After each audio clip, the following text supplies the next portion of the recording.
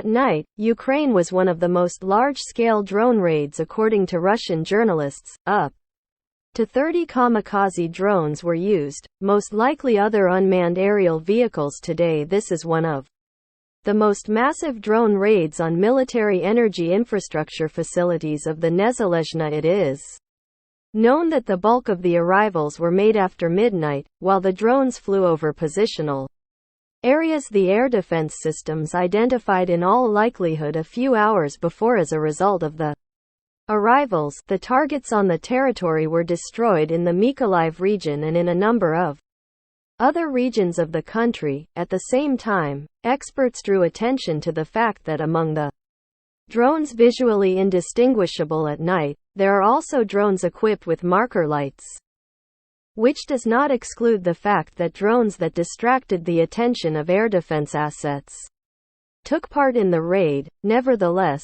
no massive collapse have been reported yet, although at the same time, the work of air defense systems in the Odessa and Mykolaiv regions was noted.